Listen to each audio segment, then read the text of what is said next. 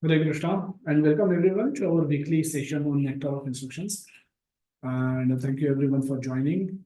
We've completed discussion on three verses, the first three verses, and we will proceed with the discussion on the fourth verse today.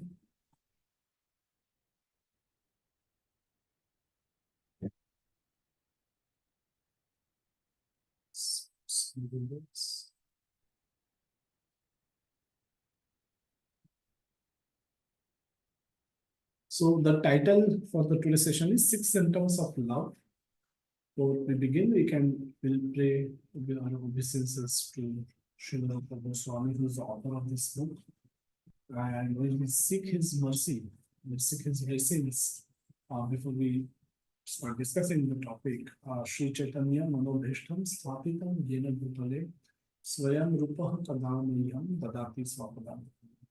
When will Srila Rupa Goswami Prabhupada, who has established within this material world the mission to fulfill the desire of Lord Chaitanya, give me shelter under his lotus feet? Srila Rupa Goswami ki jai, Srila Prabhupada ki jai. So the verse, the fourth that we'll discuss today, directly go to that verse. The verse goes like, Dadati prati gruhnati guhyam akhyati purchati Dhumbe bhojayate chaiva shadvidham priti lakshanam. Shadvidham priti lakshanam. So the six activities, shadvidhin, six activities are described again by Srila Rupa Goswami. So this is a pattern that we see. The first verse included the six activities that that are the qualification in the guru that one can seek.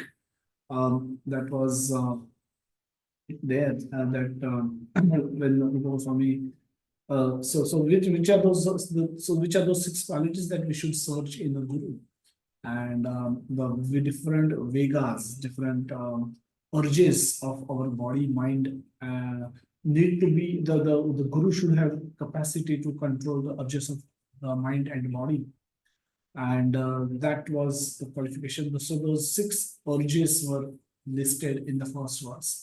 The six other items were listed in the second verse, which can destroy bhakti. Bhakti vinashyati. And the third verse described another six items which can make bhakti flourish. Shadbhir bhakti prasiddhati. And currently we'll look at another six set of items. Basically there are three and then divided into two sub items, so that totally they make it six items. So these six items, Sri Rupa Goswami says that these are Shadvidham Priti Lakshanam, the symptoms, six symptoms of love shared by one devotee and another. And which are those six items? Those six items are offering gifts in charity, accepting charitable gifts. So basically, offering, giving, and receiving gifts, revealing one's mind in confidence, and inquiring confidentially, accepting prasad and offering prasad. So accepting prasad means when prasad is offered by others, we accept it, we honor prasad, and we also offer prasad to others. These are the six symptoms of love shared by one another, one devotee with another devotee. So what we will see, let's take a look back. And so the theme of association, Jana Sangascha Laulyam Cha Shadbhir Bhakti Vinashyati. So in the second verse, Prabhupada has spoken about Jana Sangascha Laulyam Cha. Then in the third verse again, Prabhupada insists that that satovritti, before satovritti comes janasanga. Again, Sri Rupa Goswami warned that in the second verse he warns us not to take non-devotee association, and then in the third verse again he reminds us to take devotee association. And he's now going to elaborate on that theme of association by explaining, okay, we should not take non-devotee association, so we should take devotee association. But is that so simple, or are there any word of caution that that we should know before we start taking association from devotees? So Rupa Goswami is now going to elaborately discuss how to take devotee association.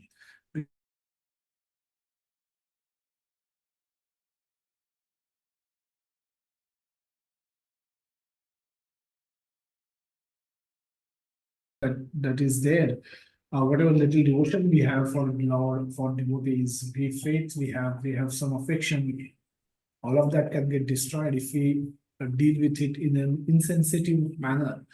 So we need to ensure that we associate with devotees properly, and that's why the balance instructions are given by Rupa Goswami, telling us how to associate with devotees.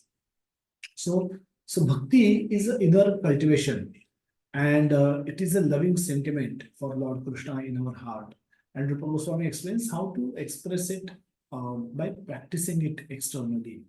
Why? Because see, if you see the all the activities that are described in this particular verse, that is giving gifts, receiving gifts, speaking our mind, revealing our heart to others, and listening when others share their heart with us. And the second, the last is about prasad, offering prasad and accepting prasad. Now, all of these are external activities. They are not. They help us build on the internal consciousness, internal loving sentiment for Krishna and devotees. But externally, when we are engaged in these activities, we are seen doing these things externally. So these are external activities, and why? But Srila Rupa Goswami, even Srila Prabhupada, even Lord Chaitanya Mahaprabhu, if you see in their pastime, they put a lot of emphasis on those externals also. These externals are very important because there are thousands of people will see us. They will not have much opportunity to know us in person very closely, very intimately. So they will not really understand what's going on in our heart. So our intentions are not always known to other people very easily unless we are very close to each other. We reveal our heart to each other. Otherwise, we form our opinion based on external. We see them acting in a particular way, and we judge them. We come up with some opinions, some thoughts about those devotees or those people, and so that's why the externals are also important to manage. Our perception gets created by watching us externally. People will never know, most people will never know us closely enough to understand what's in our heart. So they will judge us simply basis the external behavior, and hence we need to be very careful with how we behave externally as well. And being a devotee, that's an additional responsibility that we have, to be completely cautious of what we do and how we are seen in general public, general people around us. How will they judge us? So that is why a lot of emphasis has been put by Lord Chaitanya Mahaprabhu, by Srila Goswami, and also by Srila Prabhupada in their practice of Krishna consciousness, in their teaching of Krishna consciousness. So the externals are very, very important as well. So we in the last session we discussed this particular slide, and we discussed various scenarios through which a devotee goes, the various situations that a devotee might have to handle when they decide to become sincere devotee. It's not all cakewalk. It's not all rosy. The path is not rosy. The end objective is rosy. That's beautiful. But the road to reach there is difficult, and especially our loved ones who are around us, they makes it more difficult. So our association, so a devotee who is trying to become serious, sincere devotee, who is ready to get up early in the morning to chant japa, who is ready to sacrifice, compromise their desires to go on tourist places, hill stations for vacations, but instead use the same vacation days to come for yatras. Save money, save little pocket money instead of going on parties. Save the same money to contribute for yatra, to do book distribution, do some charity, to do some service with Lord Krishna. So such devotees are extremely rare. Krishna says, Manushyanam Sahasreshu, that out of thousands of men, only one will have such kind of a desire. And out of thousands of such people trying, only one can know me in truth. Bahunam Janmanam Ante, Jnanavan Mam Prapadyate, Vasudevam Sarvamiti Mahatma Sudurva. In the 7th chapter, 19th verse, Krishna says that Bahunam, that such a person out of 1,000, one person may try, and out of thousands of such triers, one may know me truth, and that can take people long time. It's not. It may happen. It may happen in one lifetime, but it can, if one is not fortunate enough to get devotee association, and one happens to follow the gradual progression path, then it can take them multiple births, bahunam janmanamante, many births. They may try and they may gradually get purified, and eventually they may come to a conclusion that, oh, Vasudevam Sarvamiti. Vasudevam Sarvamiti means I have to not take any other shelter. My only shelter should be Vasudev, Sri Krishna. All my material needs, all my spiritual needs, all my emotional needs, mental needs, for physical needs, for everything, I need to go simply to Lord Krishna. He is good enough. He is more than good enough. And if I can get his mercy, I don't need anything else. So Vasudevam Sarvamiti, attaining Lord Krishna is going to give me ultimate happiness, is going to give me ultimate joy. He is going to be my ultimate treasure. So, and he is going to be my most intimate friend, my most intimate relative, my most intimate partner. And he is, but when we get that realization and when we act in that realization, then so that's where, so this is how rare a devotee, becoming a devotee is. And last session we discussed that how fortunate all of you are, all of us are, that we are in the moment of Lord Chaitanya Mahaprabhu. We are in the moment started by Srila Rupa Goswami and continued by Srila Prabhupada. And all of us are trying to become devotee, trying to come closer to Krishna. But these devotees are extremely valuable. So we have to deal with these devotees with utmost care. Now we may not everybody who wears a tilak and with neck bead and carry a bill bag can be referred to as a devotee, and we may not be able to very closely relate with each one of them. That happens even amongst 1,000 devotees. There will be some smaller groups that will exist, but in general we have to be very cautious, very caring, very loving to deal with anybody who is a devotee, who is trying to elevate himself from the material world and trying to become spiritual, trying to adopt spiritual practice. We have to be very careful, very cautious while dealing with those people. Very caring we should be. We should be very loving. We should, despite of our differences, we should not, let that person down. And that is how, we must understand that becoming a devotee is extremely rare, and we should value whoever is devotee. Moving on, with the purpose,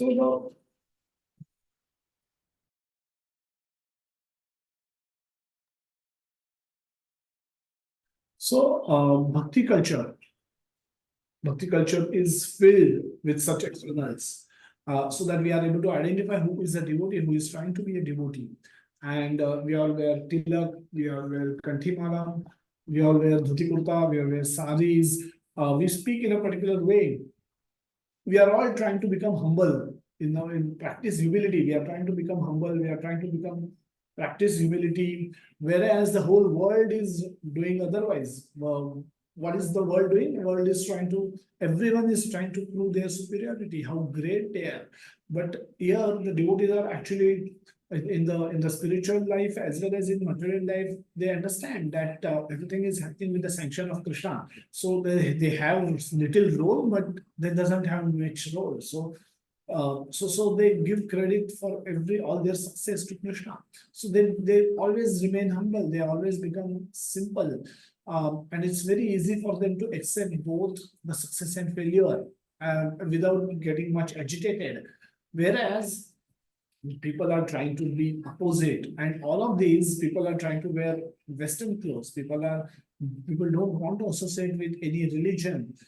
They don't want to wear saris. The people don't want to. All of them are under the influence of Western culture. They want to wear Western things, and they may try and justify it in many ways. But that's where the whole world is going, and the devotee seems to be going in the opposite direction. So it's possible that there's a big struggle. There's big internal struggle, external struggle, family struggle, and in many ways, devotee has to face, any upcoming devotee, aspiring devotee has to face a lot of challenges. So that's why we should be very cautious and very careful with anybody who has a soft corner for Krishna consciousness, who has some desire to practice Krishna consciousness. But so these externals, externals are given by Srila Prabhupada, so that we are, so that basically this external, so the question can be why these externals are required. Because external help us shape our internal consciousness. We have discussed in the previous session that how the Shakbir Bhakti Prasiddhati, the expression of we need, our love is a sentiment, but we need a vehicle to express our sentiment outward, to the outside world, to Krishna, to other devotees, to my family members, that I have chosen this particular path and I need to conduct my life in this particular way, and everyone should be respectful of that aspect. So I have to consciously communicate to the rest of the world about what's my internal heart, what are the feelings in my internal heart, and that is why bhakti is also expression. When we do externals, we communicate to the rest of the world that we have chosen a particular path to follow, and anything contrary to this, we will not be interested. So we draw lines in why they're doing this. Then we'll not be interested in going for late night parties, will not be interested in talking nonsensical matters unnecessarily. So this is why externals help us draw line with the rest of the world and also communicate to the devotees that we are in the same category, we belong to the same culture. So external helps shape our internal consciousness. Then we are always reminded when we act in the material world, also in our offices, amongst our friends, we are always reminded of the fact that we are devotees. And so the Kantimala will always help us remind that. The morning japa will always we'll always remember this, even if it's afternoon, during the day, anytime we interact with people, we'll always remember morning japa that we have had. The last Sunday, the Saturday Sunday lectures that what we have heard, on the reading that what we have done, latest reading that what we have done from Bhagavad Gita, from Srimad Bhagavatam, from Chaitanya Charitamrita. So all of that will remain with us when we will deal with external world, and that will help us remain pure, maintain our purity, maintain our chastity, maintain our spiritual consciousness, even while dealing with the rest of the world who is not spiritual right now. So this is a vehicle. We communicate our bhakti, which is a matter of heart, which is there in our heart, with the rest of the world. Now, even if priti or loving sentiment towards Lord Krishna or devotee are not in our heart, sometimes we are practicing, we are new to Krishna consciousness. So we may get influenced by some philosophy. We may fall in love with prasad, but the genuine attachment, genuine attraction for Lord Krishna, genuine attachment with the devotees is still not there in our heart. But by practicing these externals, we eventually will cultivate that internal consciousness as well. So the externals help us in both ways. So here it is working like an engine. It's stimulate our internal consciousness, even if it doesn't, it is not there right now. It helps us come to that same level of consciousness. It helps us develop love for Krishna, loving sentiment for Krishna. So externals help both in both ways. They help us communicate with the rest of the world. They help us build that internal consciousness, that what we ultimately want to achieve, which might not be there today. So that way, externals are very important. The translation in the Prabhupada Prabhupada give that giving charity, the 6 items he described basically, giving charity to the devotees, accepting from devotees whatever they may offer in return, opening one's mind to the devotees, inquiring from them about the confidential service of Lord Krishna, honoring prasada or spiritual food and given by the devotees, and feeding the devotees with prasad. These are the 6 symptoms of love. Just have a question. Why are they called symptoms?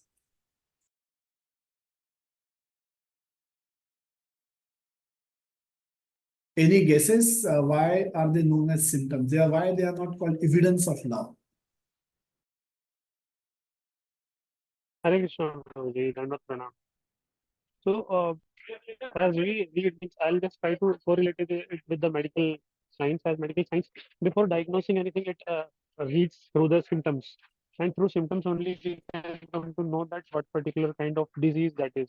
So that is on at that time. And similarly, if we want to just uh, diagnose that whether we are on the path of devotional service to Lord Krishna, these are the certain kind of the like the 6 symptoms. These are the symptoms whether we are following, then we can be said that we are on the devotional path of devotional path, devotional service path to Krishna.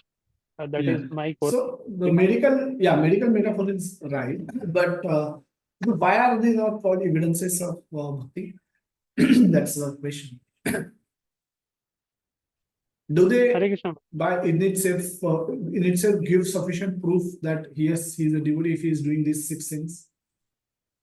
These are, as you mentioned, Prabhuji, just right now, that these are the for practicing the external thing, and that will eventually lead to internal cultivation of the devotional service. So, the time we actually cultivate our devotional service, that is actually internal, and that is these are the external symptoms which will lead eventually to the internal of our devotional service to Krishna.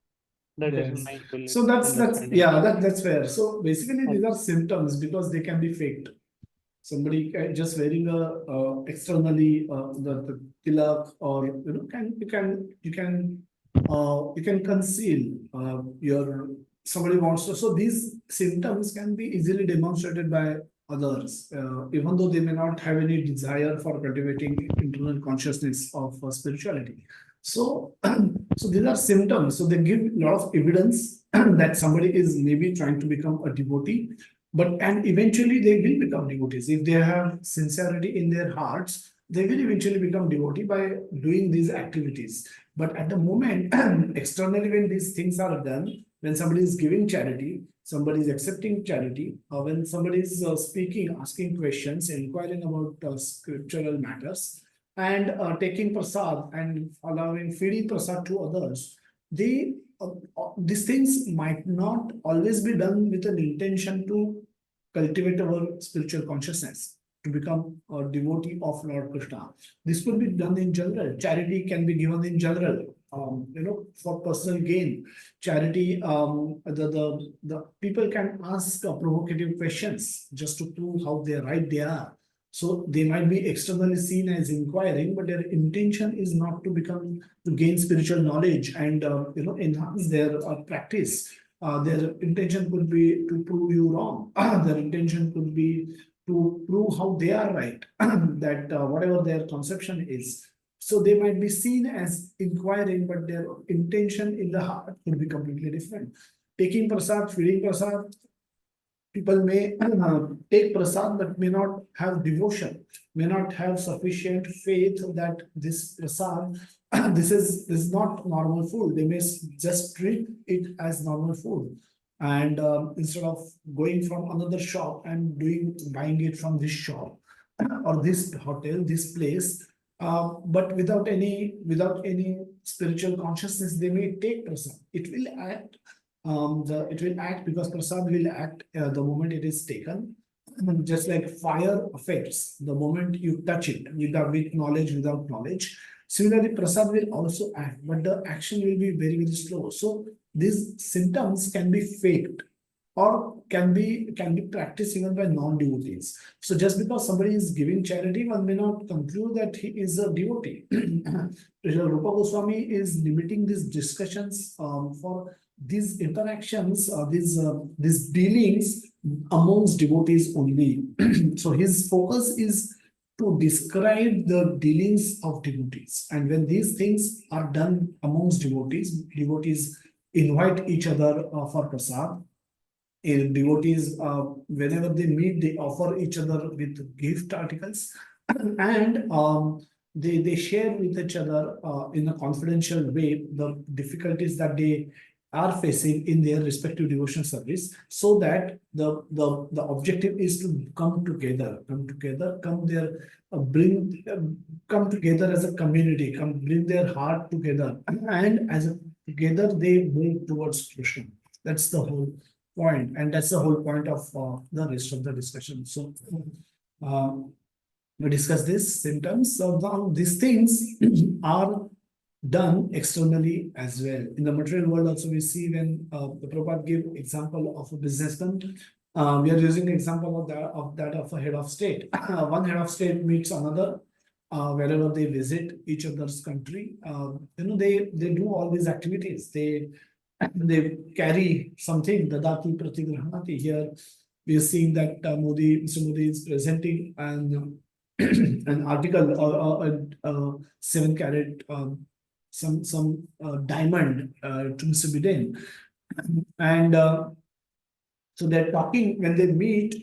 They give gift articles to each other. They meet and they discuss the matters of common interest, and they organize for feast for each other.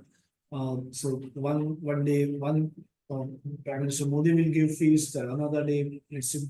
Biden, the US President, will give the feast, and this way, that way, these six-fold exchanges are also done very much in the material world. A business community, people do that. In the head of state, kings used to do that. And in general, in our family lives also, we do it. So devotees will also do it. They will do it differently, but they will definitely do it in the same way. So let's understand how this can be done. So the activities for living are common for both devotees and non-devotees. So we spoke that devotees eats, non-devotee will also eat. Both need to work to earn living, and both need to take care of their families. However, devotees do it by keeping Krishna in the center. To move, their objective is, when they eat, their objective is to move closer to Krishna by the process of eating. When they are earning Lakshmi to maintain their families, their objective is to have sufficient facility for practicing Krishna consciousness, so that they can become better devotees personally, as well as provide required facility for the family to practice Krishna consciousness. So the Krishna is in the center of all the activities. Though externally, we will see that devotees are eating, non-devotees are eating, and practically they are performing similar kind of activities, but they are not the same activity. They are completely at a different level. So we'll see some examples of these activities being undertaken by various. We'll pick up some example from scriptures, and this is Sudama Brahmana pastime. So when Sudama Brahmana, his wife suggested him that he should go to Dwarka and meet his old friend Sri Krishna, who is now a Dwarkadhish, become king of Dwarka. They thought of immediately the next thought that came in their mind is, what can we take to him? He is a poor Brahmana, Sudama. Because he was struggling in his he didn't had means to survive. He wanted to go to Krishna and seek help. Now, while and going to king to ask for help, also at that moment also they had a consciousness that we should take something for Lord Krishna. We should take something for Krishna. And what we can take, he took chip rice, the flat rice, chip rice, they packed some chip rice. That also she got it from some neighborhood. And then she gave it to him, said, you offer this to Krishna when you will meet him. So this is part of our culture, eternally existing.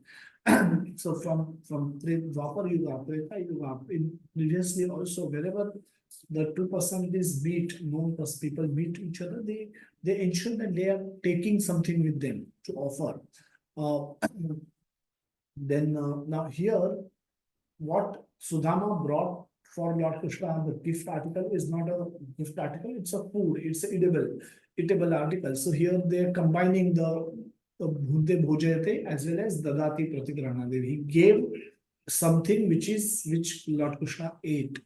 And so what did Krishna do? How did he reciprocate? So he pratigrahanati, he accepted. Dadati is giving, pratigrahanati means accepting. He accepted with joy the chip rice that was brought by Sudama, and he started eating one morsel after another.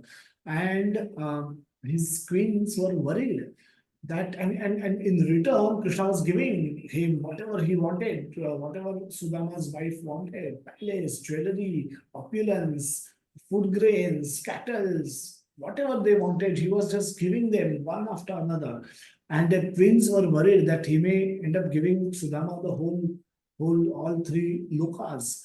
And and then they all want Krishna to have best things, but they understood that this might not seems to be the best food article that Krishna has, that they can offer to Krishna, much better food stuff. But Krishna is really tasting the love of Sudama, the devotion of Sudama, and that is unparalleled. That is there is no it is irrepressible. So Krishna was very happy eating this ordinary seeming chip rice which was brought by Sudama. So the Dadati and Pratigrahanati, we see the content was not very great. Chip rice is very ordinary food stuff. It's not that, but Krishna valued it so much. And in return, he gave Sudama things which were far greater in value. So the valuation wise, it has no comparison. A small chip rice versus palace, gold, jewelry, and whatnot he gave to Sudama. But so the content is important, but more than content, what is more important is the intent is important. So Krishna accepted Sudama's intent, that he had desire to give something to Krishna. And that devotional intent is what was Krishna enjoyed the most. So the content, because Sudama couldn't afford anything else, he gave what best he could give at that moment, and Krishna accepted it happily. Yatha Shakti, what was given by Sudama was Yatha Shakti. We see multiple other examples in scriptures.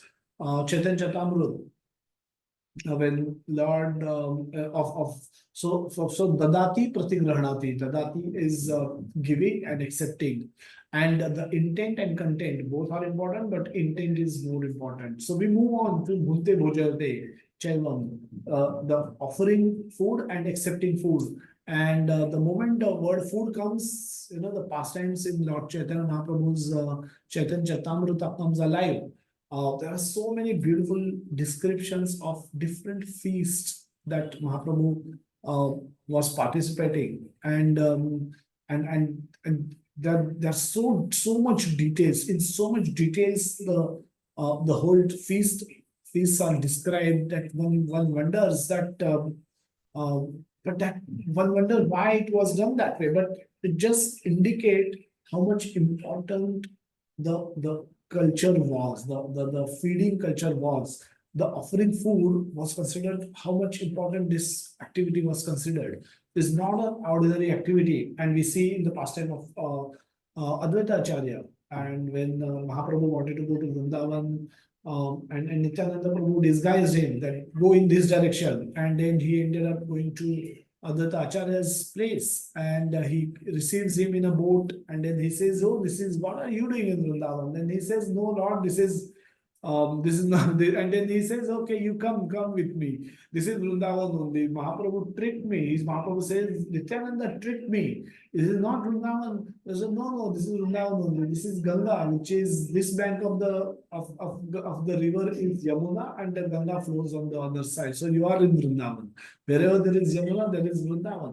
Wherever you are Lord, wherever you are present, O Lord, there is Vrindavan." So Advaita Acharya then requested him to come to his home and honor some prasad. And initially he says, "Oh, I'm a poor Brahmana. What will I have? I have something small preparations made, and I request you to come and honor. You have been fasting for many days, so please come and honor that." And then when Lord goes to his home, he sees that a big feast is being cooked, and it kept awaiting for him. And then he offers him a big feast, and then Mahaprabhu actually says, "No, I'm sannyasi. I cannot eat this kind of food. I'm supposed to eat very simple food. How can I maintain my purification? How can I maintain my purity if I start eating this kind of food stuff every day?" And to that, Advaita Acharya says that, "Lord, uh, this is all Jagannath Prasad, Jagannath Mahaprasad. How can you say no to take accept or Jagannath Mahaprasad? So please accept." At Jagannath, you will be accepting so many offerings every day, that what is your problem? Why you cannot accept this? This is nothing for you, and you will take it. And then he, with extreme, very loving way, he serves Lord with all the food stuff that they have cooked. And there's elaborate description of all the different type of sharks and different type of sabzis, different type of rice preparations, different type of sweet preparation, the milk cake, the such a big detailed descriptions are given in the Chaitanya Charitamrita. Verse after verse, the food stuff is described, and Prabhupada at places say that all devotees should learn to make this preparation. These are all favorite preparations of Lord Chaitanya Mahaprabhu, Lord Krishna. So people should learn this, and that's how they should feed, when they call devotees, they should feed them with these kind of preparations that that are there. The same Chaitanya Charitamrita also describe and glorify renunciation of Raghunath Das. So initially he was barely eating anything. He was consuming glass of buttermilk every 2-3 days. Later also he was eating rice, which was not considered eatable at all. And the same Chaitanya Charitamrita glorify his renunciation and his devotion to Lord Chaitanya. So this comes from an extremely wealthy family. His opulence, his father had an opulence like that of Indra, so much opulent that they possess, but his heart was always with Chaitanya Mahaprabhu. And some stage he left his home and came to Jagannath Puri, and he spent a lot of time in Jagannath Puri when Mahaprabhu was there. So he was barely eating anything.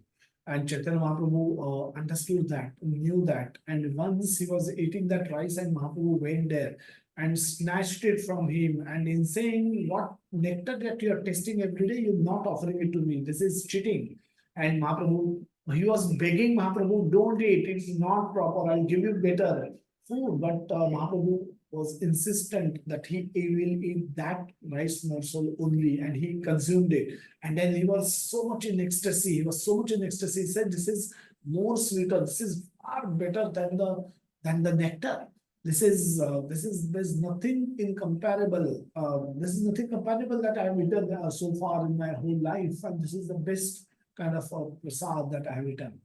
And in return, what did Mahaprabhu gave him? Mahaprabhu gave him a Govardhan Shila and a Gunjamala. Gunjamala is considered to be Radharani.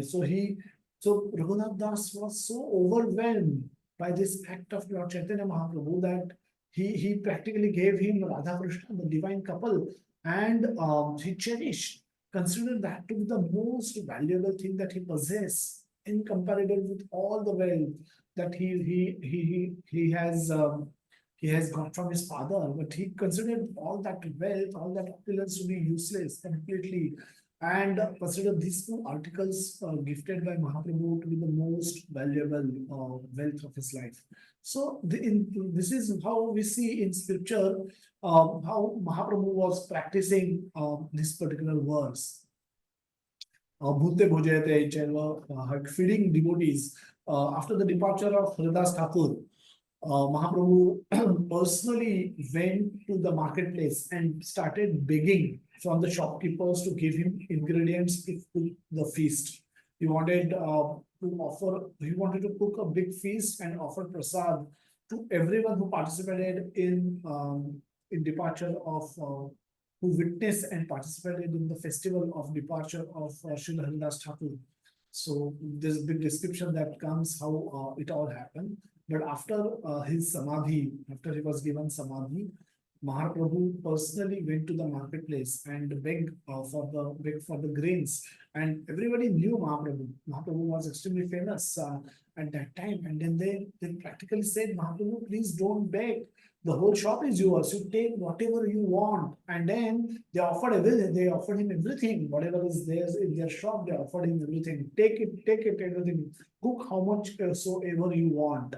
And Mahaprabhu cooked a big feast and then personally wanted to serve each and every person who come there. Okay, and he said, but nobody was taking prasad. And then Swarup Damodar and other his intimate associates, they told him that no, Mahaprabhu, please sit down. We will do everything.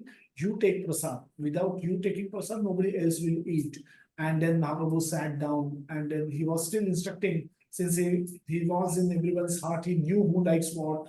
He was insisting to give whatever they like to be served to them very nicely, very lovingly, very caringly. He ensured that everyone is served what they want, how much they want, and everyone ate fully. However, they said that they ate till their neck, and everything was done in extremely loving way. So, so this is how these are the instances that we see from Chaitanya Charitamrita, where when Lord personally was practicing these teachings of 6 symptoms, he was exchanging those with different devotees, different associates of his. Another beautiful example of Guhyam Akhyati Pruchatam. It's heart-to-heart conversations. And many of those appear in the Chaitanya Charitamrita. There are many with the brothers, the Sanatan and Rupa Goswami. Mahaprabhu met them in Ramkeli and then instructed them in Prayagraj and Varanasi respectively. And so those meetings didn't lasted for too long. But Mahaprabhu's sharing of his heart was so intimate that was enough for those Goswamis to carry on with the mission for the rest of their life. So they didn't had many instances when they had opportunity to meet Mahaprabhu. So they met him in Ramkeli, then in these 2 places, and then sometimes they would come to Jagannath Puri to take association from Mahaprabhu. But those were not. So he would ensure that these are preachers. These are my preachers. So they shouldn't be staying here. They need to be sent out. They should be always on the move.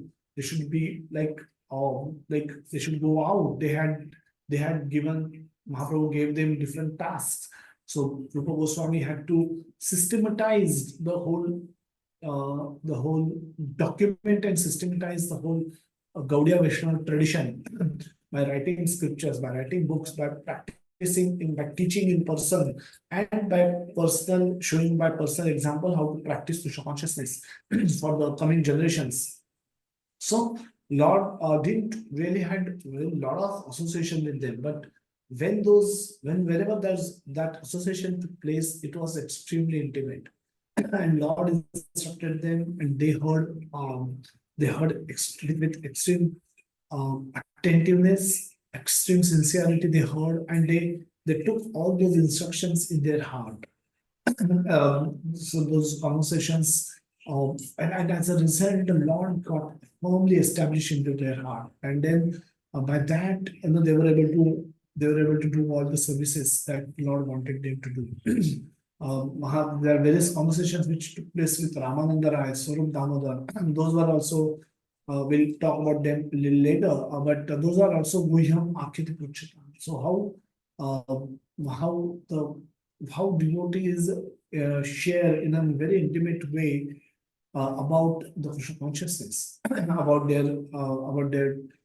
everything, whatever that that is required to be done in the Krishna consciousness, about their services, about their difficulties, about their challenges, about Lord Krishna, about what they have read recently. So the everything can get classified here. Madgate, so Krishna says in Bhagavad Gita that the beautiful verse, the 10.9, that Madgate Madgata Prana Bodhenta Paraspara, that Kathentascha Manitya Tushyanti Charamanti Cha, that Bodhenta Parasparam is my devotees discuss their pastimes with each other when they meet. Now, at our level, we may not be able to do that. We might barely be able to remember what we've read last in our reading of Srimad Bhagavatam or Srimad Bhagavad Gita. And but there is a continuous discussion that can happen amongst devotees about the different pastimes, different of Lord, about what they are reading, about their realizations, and that can give them ultimate joy, the joy greater than even a physical relationship with women with opposite sex. So that is true. And that's what devotees engage, that's what devotees engage in when they meet. And that's so these loving interactions with Lord were extremely were the high points of their lives, of all the intimate associates of Lord Chaitanya Mahaprabhu during their this particular pastime. So be it Ramananda Rai, Swarup Damodar, Sanatana Goswami, Rupa Goswami, Raghunath Das Goswami, and all other Goswamis and other associates. So their interactions with Lord were their highlights of their lives, and that shaped their life, the rest of their lives. So, so Srila Prabhupada also was very genius at it. So what Mahaprabhu did with his associates, Srila Prabhupada did it with his associates. So he had wonderful, loving exchanges with all his disciples. And as a result, they practically gave their life for serving Srila Prabhupada with his mission. We don't see that kind of a devotion, dedication, and commitment by others, and not one person, not two persons, so thousands of them were ready to do anything that Prabhupada wanted him to do. And all of that, not that if all of them were very convinced about the philosophy of Krishna consciousness. Yes, the philosophy was attractive, but most of them were attracted to the loving exchanges that they had with Srila Prabhupada. The way they understood Srila Prabhupada as a loving, caring spiritual master, so loving, caring guru, because of that love, care, and dedication with which Prabhupada was serving them and serving Lord Krishna in his mission, it was so much uncompromising. Now, that made Prabhupada look extremely attractive, and that's why all those disciples, not all of them had opportunity to personally associate with him.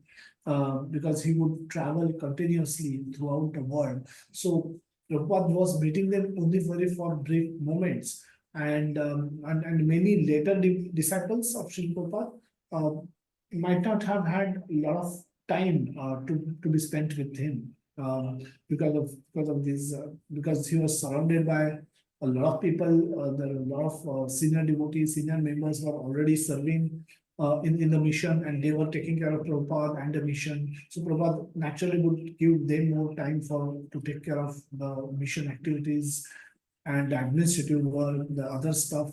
And but And also so despite of that, all of those new disciples also who became disciples in later part of the Srila Prabhupada Leela, but they remain equally committed. By seeing Prabhupada act, simply they learn so much, and that's how they also were able to dedicate their life for the service of Srila Prabhupada. How do we how do we take this to our level? At our level, how do we practice these aspects? And what we should do, what we should not do? That's a very important question. Now, they seems to be very simple that Dadati giving gifts, okay, give gifts and accept gifts whenever somebody offers you gift, accept it. Um, Talk, ask questions. We have people asking questions, and then give guidance. We're always eager to give guidance to everyone without asking. Also, sometimes we want to speak, and so it's easy. And then taking prasad is no challenge at all. We are ready to accept prasad. We sometimes can offer also something. A lot of us we still need to learn the art of giving prasad, but accepting prasad is no challenge. It's no austerity. We are ready to eat prasad anytime. So why should it still be a challenge? What is there to learn in this? Let's understand. Let's understand. Let's discuss that aspect. How a devotee should practice these aspects, and because they are so important, they have been given so much attentive details, so many so much details about them are mentioned in the scriptures, like Chaitanya Charitamrita and Bhagavatam. They are filled with different instances of interactions between Lord and devotees. So if you're unless we learn how to deal in a loving way with devotees, in a humble, loving way with devotees, we have no. How can we then ever learn to deal with Lord?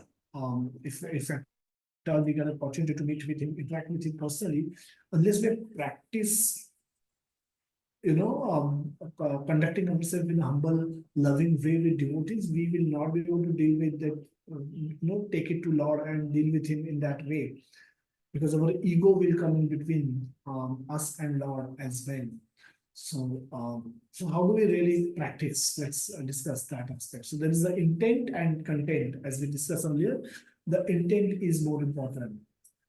Krishna says in Bhagavad Gita, Patram Pushpam Phalam Toyam, Yome Bhaktya Prayashyati. So whatever is offered to me by devotion, bhakti, be it simple a patram, a leaf, a flower, a fruit, or simple water. Now nobody can claim not to have these things, but if they have nothing, and even if they offer Krishna these things, Krishna says, "I'm more than happy. I will accept it. I'll accept your devotion. I'll accept your love. I'm not in need to eat anything, but when you offer it by love, in love and devotion, I accept it. I accept it not because I'm hungry. I accept it because not because I'm helpless. I accept it because I'm not going to get anything else from any other source. I'm running out of sources. I accept it simply because you're offering it with love and devotion. So I'm accepting your love and devotion. So our goal is not just to show the world that I have given charity. Our goal should not, when we give charity, we should give charity. The Yajna, Dana, Tapa, these three activities one should never stop doing. Even if there is a danger of we getting bound, these three activities should always be performed. Krishna speaks in Bhagavad Gita, 18th chapter, that Yajna, Dana, Tapa, these three activities one must do because they are purifying even for a pure soul. A pure soul also get purified by doing these activities. So what to speak about ours? So Yajna, Dana, Tapa, sacrifice, austerity and charity. These three activities must be performed. Now, when we do charity, we shouldn't do it. Um, we should do it with an intent to move closer to Krishna. move closer to help devotees in their mission and move closer to Krishna. So everything is owned by Krishna anyway. So we cannot really give him anything because nothing is ours except for our free will. Nothing belongs to us. So whatever we may give Krishna, be it Lakshmi, be it fruit, be it flower, be it land, be it anything else, be it our own intelligence. We may want to do something using our ability, skill, talent, intelligence for Krishna, but although these are also given by Krishna, we got our intelligence, certain level of intelligence from Krishna. We got our mind is also material. Our mind is also given by Krishna. Our ability to do anything is also comes from Krishna. So whatever we have received from Krishna, we are giving it to offering it back to Krishna. So there should be no no there should be no proprietorship on our part to say that this is mine and I'm giving it to Krishna. This is anyway Krishna's. So I'm just offering it back to Krishna. In fact, I was a thief. I was stealing it from Krishna. I was using it without offering it to Krishna. So that was wrong. Now I'm rectifying myself. I'm offering it first to Krishna and then I'm taking it, using it for my own maintenance. So this is owned by Krishna anyway. So we are supposed to give our heart to Krishna. When we give charity, what are we doing? We right now in our present condition, we are unable to give our heart to Krishna. Our heart is filled with our so many desires for sense gratification, so many desires to collect opulence, so many desires for enjoyment. We have so many concerns, so many worries we have about what will happen to me, what will happen to my loved ones. We have so much more inside our heart that the Krishna doesn't really fit in there a great deal, doesn't find a lot of space in our heart, empty, where he can sit, we can occupy that. So our heart, we cannot give that impure heart to Krishna. But what we can do is we can give what is in our heart to Krishna. And money in the material world, the money is considered to be the mean to survive and to enjoy both. So everyone is behind, earning sufficient money, earning more and more money. And so money is definitely there in everyone's heart. And by giving a piece of our heart, a piece of some money to Krishna consciousness movement, we give a piece of our heart to Krishna. And in return, we bring Krishna into our heart. Then whatever the space that becomes empty, Krishna we can invite Krishna to come and occupy that space, and eventually Krishna can grow in our heart.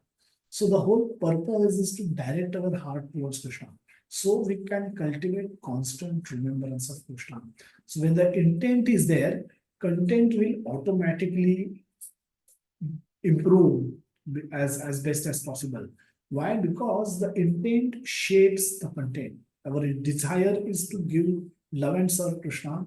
And with that desire, when we want to offer something to Krishna, we will offer him whatever best we can offer, given the time, place, circumstances. Now, our best today and our best 1 year later can be different. Based on whatever material progress that what we might have had achieved, our best can become better, bigger, and it can improve.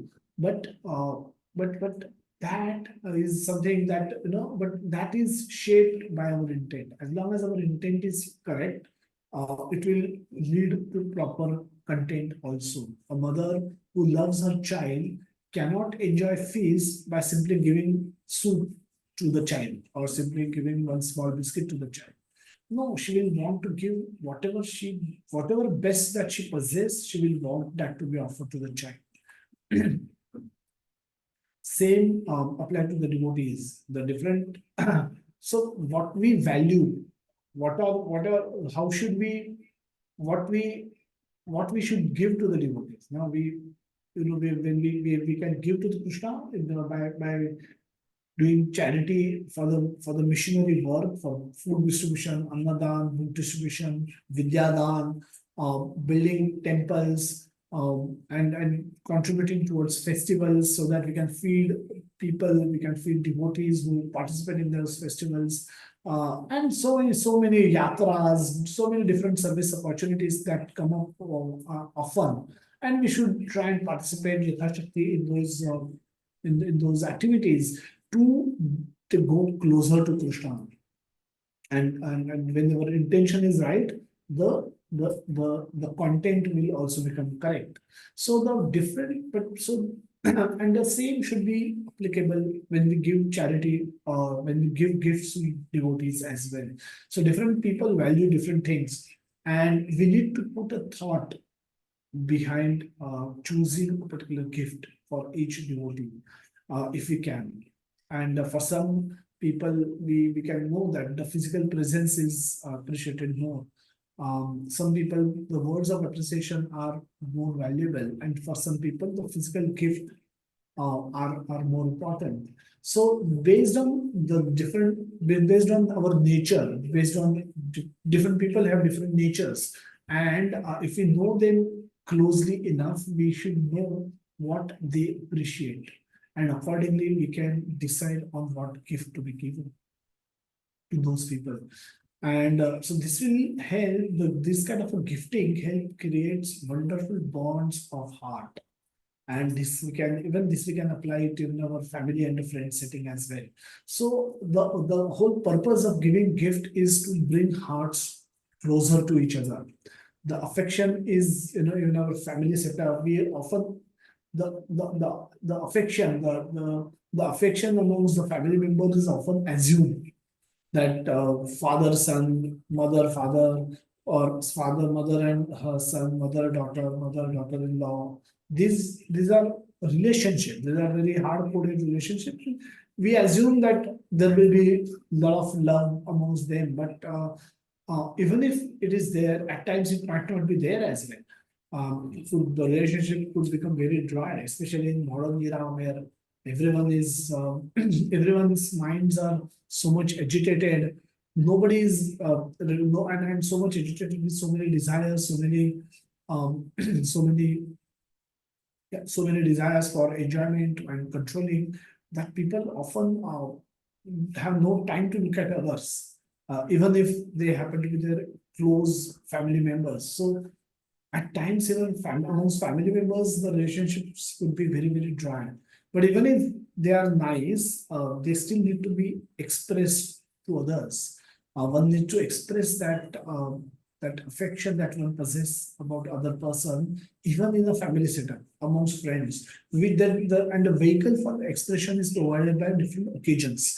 So birthdays are such occasions, marriages, anniversaries, and other ceremonies, the Annaprashan ceremony, the name giving ceremony, the various other ceremonies that are there, even the Antim Sanskar, after the person's departure, the 10-day, 12-day, 13-day, they are celebrated, and on the 10th and 12th and 13th day, people actually gift, bring some gifts. It could be very simple, shirt piece, pant piece, or some kind of a towel or cap, or whatever.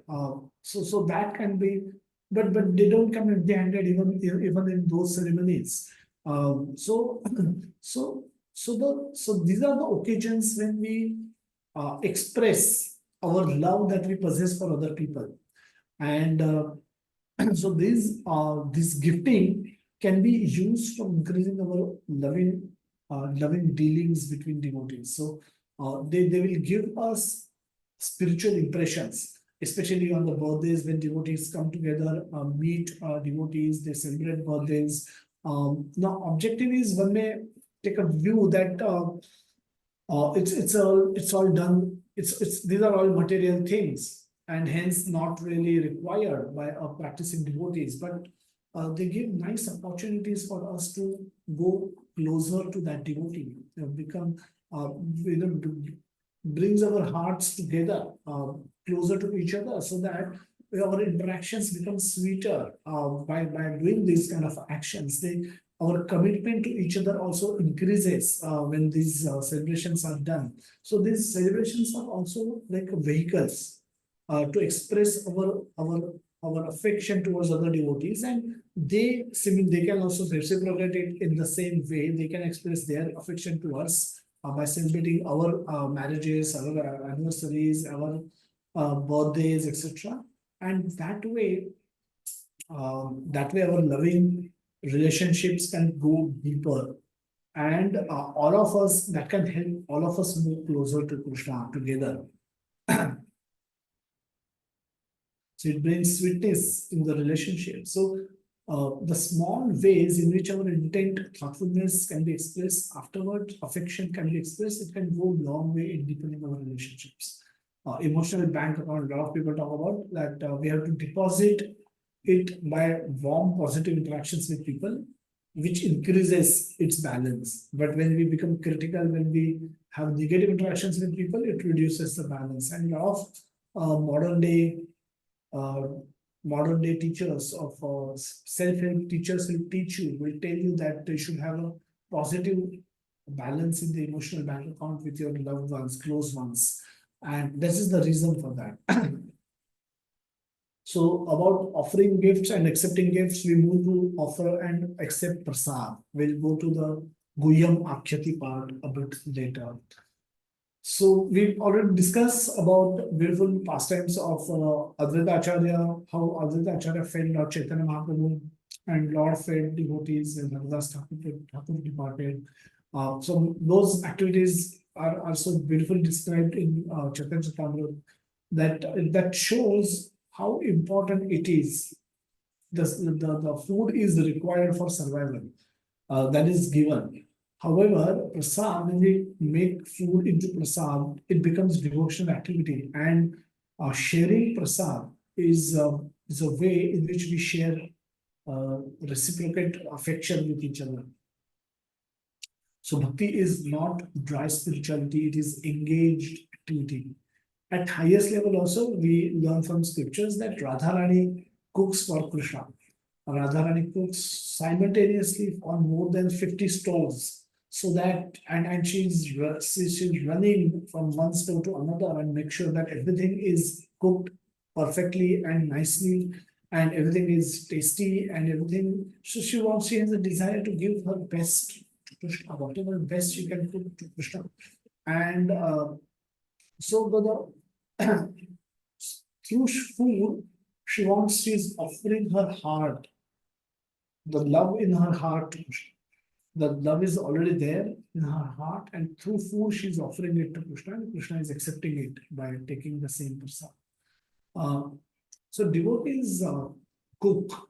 So how does that work? The process works that the devotees cook, they collect the ingredients and they cook the feast, they offer it to Krishna, and Krishna feast on that ingredients by consuming it, by eating it, by relishing it. So the feast is made for Krishna. Devotees are supposed to take the remnants, and whatever remains on the plate, that gets back to the devotees, and devotees relish it after Krishna having tasted it already. So what devotees get is Krishna's mercy. So devotee cook, Krishna feast, and everyone gets prasad as Krishna's mercy. So in the earlier verses taught us about controlling the urges of tongue, and later in the telling about the in the current verse we are discussing about feasting. So is there a paradox? Is there a contradiction in the book of Nectar of Instruction? No. So when the Rupa Goswami explained in the first two verses that how it is important to control the urges of Jivha Vegam, Udara Upastha Vegam. So how it is important to control the urges of Jivha and Udara, which can lead to us overeating or damaging our health by eating. So those are fundamental assumptions that a devotee will have some basic control over atyahar and basic level over Jivva Vegam. So it's not it is assumed that a devotee will have that in place. And then the fourth verse, Rupa Goswami speak about the feeding and the accepting prasad. Now it doesn't mean that atyahar doesn't mean that devotees have to starve, that they cannot eat anything. However, they don't have to overeat. And the urges of the jiva and udara are not to feed them whenever they desire, but to feed them in a regulated way. But feeding the tongue is required. The tasting of the food we will taste the food when we put a morsel into our mouth. And eating is essential activity for our survival, for our living. So it is assumed that the devotee, by the time he learns the fourth verse, is already aware of the first two verses and is able to reasonably control the urges and urges of the Jivha Udarupastha, and is regulated enough to avoid atyahar, overeating. So one should not use the descriptions of different feasts in Chaitanya Charitamrita to promote unregulated overeating. Unregulated overeating, we might be a foodie and we may want to eat too much or anytime, whatever we want. And that is not what is promoted by Chaitanya Charitamrita. Chaitanya Charitamrita, though the descriptions of food feasts are given, then they don't intend to promote unregulated overeating. So prasad is spiritual but cooked with material ingredients. So what should we offer?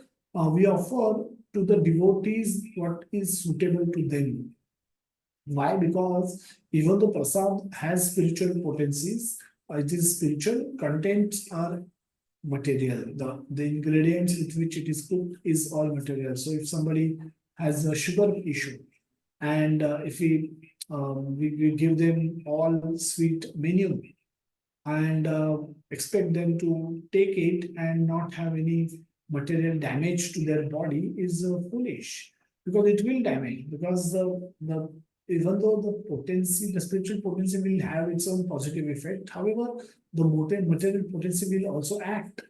So if one's body is not suitable for taking sugar, consuming too much sugar, and if under the name of prasad, if one consumes a lot of sugar, the material will act negatively, and the body will get negative reactions for overeating sugar. And even though the spiritual benefit might be there, but the material defects, material problems also cannot be avoided. So one has to be cautious. One has to be very careful while feeding others. Especially, you should be aware of any allergy, any other restrictions that the devotee might have, and one has to be sensitive to that issue and then cook accordingly, offer food accordingly, not imposing our desires on the others, saying that I like this, that's why I have cooked this, now you should eat it, whether or not you like it or not, or this is what is suits to my body, so I'm assuming it suits everybody's body. So if it is sweet, if I may be okay with by eating a lot of sweets when my health doesn't have any issue, but I can't assume that everybody else is at the same level. And when we are inviting people to our home for prasad, we should ask them for their preference and then cook food accordingly and give them what they can relish materially as well as spiritually. If it is prasad, they will relish the spiritual aspect. But materially, if they're getting affected negatively, then it can be a problem for them. So we shouldn't increase their problem by feeding them with food which they are not supposed to consume. So the basic purpose of or to have this reciprocation with devotional affection, the whole purpose of feeding is to have reciprocation and of devotional affection. The heart should come closer. And together everyone should move towards Krishna. That's the whole purpose. Guhyam Akhyati, the joy of discussing Krishna Katha is considered to be giving highest pleasure than whatever humans can have in the material world. The highest pleasure that we can we can hope to have in the material world is that of physical relationship between opposite sex. But Krishnapatha, discussing Krishnapatha, is considered to give even the pleasure which is far higher than this. So we have instances in Srimad Bhagavatam, where everyone, whoever meets, they inquire. Vidura meets Uddhava, he inquires. They together go to Maitreya Rishi, they inquire. Narad Muni meets Vyasadev, he inquires. Guhyam Akhyati Pruchatam, Vyasadev reveals to him how he is feeling unsatisfied despite of compiling all the scriptures. And then Narad Muni instructs him. Narad Muni meets Dhruva Maharaj when he was leaving for forest from home, and then inquires. He inquires, and Dhruva Maharaj inquires. Dhruva Maharaj reveals his heart that he is feeling insulted, and he's a Kshatriya boy, 5-year-old Kshatriya boy feels insulted. Narad Muni says, "You are a small boy.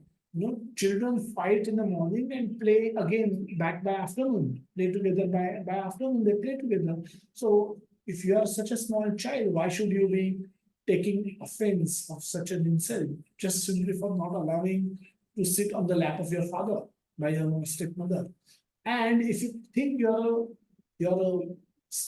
a progress spiritualist, then still you should not have a concern, because for an advanced spiritualist, Apman are equal. The honor and insult, they take it equally. So either way, you should have no reason to no lament, no reason for complaining. So why are you then going to the jungle? And then Dhruva says that what you're saying is right. I ideally should not. If I am consider myself as a small child, then what insult for a 5-year-old? Oh, no insult. I mean, it doesn't matter. In family, people will say something and all the time, and then a child doesn't really take offense against anyone. Or secondly, if I'm consider myself as an advanced spiritualist, then I should, as you rightly said, that I should not. I should take insult and honor equally, but I'm unable to do both. Because I am a Kshatriya, my Kshatriya blood is boiling by this insult, because of this insult, and I'm not able to convince myself about by any intellectual speculation, by deliberation. I'm not able to convince myself, and therefore you need to give me some other solution.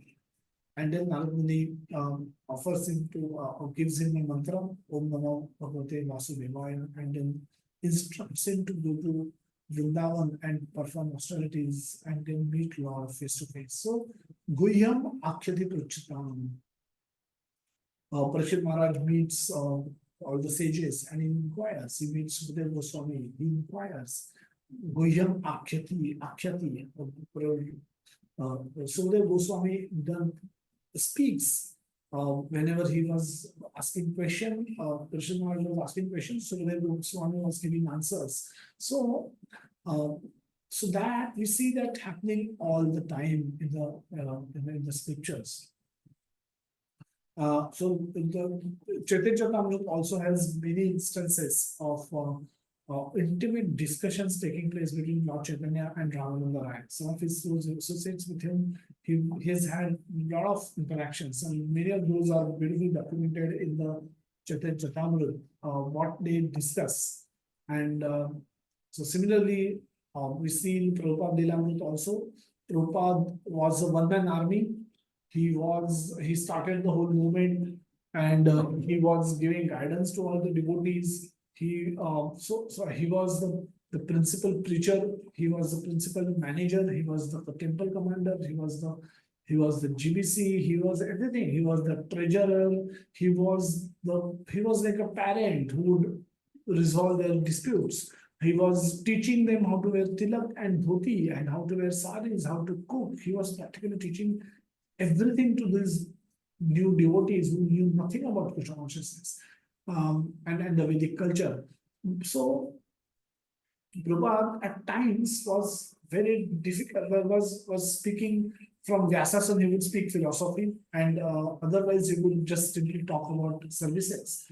But there are occasions in morning walks where Prabhupada with his very close associates, have had very beautiful conversations, very spontaneous conversations he has had, very sweet conversations he has had, very intimate conversations that he has had. He would observe something, make a comment, he would laugh loudly. Devotees were also very relaxed. Not they still considered him to be their spiritual master, but they could ask a lot of questions to them. A lot of he would answer them in that natural, beautiful settings. So Prabhupada also had these exchanges with his intimate, all his disciples, which shaped their lives ultimately. So the Guhyam Akhyati Ruchutam. Now, why this is required to be done?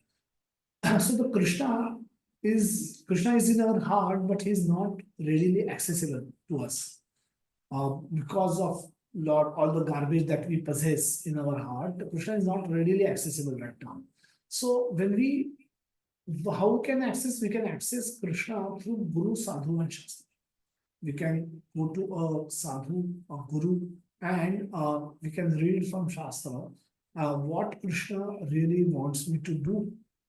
How Krishna wants, what does Krishna expect from me? How I can make Krishna happy. Now, all of these things, I don't have direct access to Krishna. So I go to Guru, Sadhu, Shastra and hear from them, and then try to mold my life according to those instructions. So that is how we will start going closer to Krishna internally also. Externally, we may seems to be close to Krishna if we go in public wearing a dhuti kurta, tilak, kanthimala, and bill bag. By just doing these four things, carrying these four things, people will think of us as from Hare Krishna, ISKCON devotee, must not be eating onion garlic, or whatever their perceptions are. They will say Hare Bol, they'll see you on the street, they'll say Hare Krishna, because most of them will know this is what you will say anyway, to greet them. So the Guru, Sadhu, Shastra is through which we are trying to access Krishna internally also. This externals will help us get identified as a Krishna devotee. And when we follow the instruction, learn and follow the instructions, internally also our hearts start going closer to Krishna. We become more affectionate towards Krishna. So we get guidance, and how does that work? We get guidance from the classes and the books, and books we read or the classes we hear. However, at times, even though just like it happened in the case of Ajamil, when he saw the embrace of prostitute and her lover in the jungle one day, while accidentally he saw that, he never went there with an intention to watch it, but accidentally he saw it, and the desire overpower his intelligence. The Rajoguna that got invoked in him, that overpowered his intelligence so much that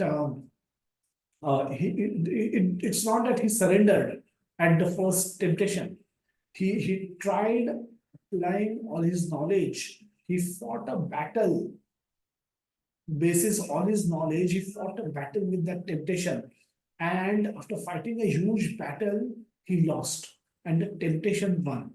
And then he threw his parents, his young wife out of home, brought that prostitute in his home, and started living with her, had many children, and so on and so forth. So the point of note is that he didn't surrender at the first instance, but he did lost eventually.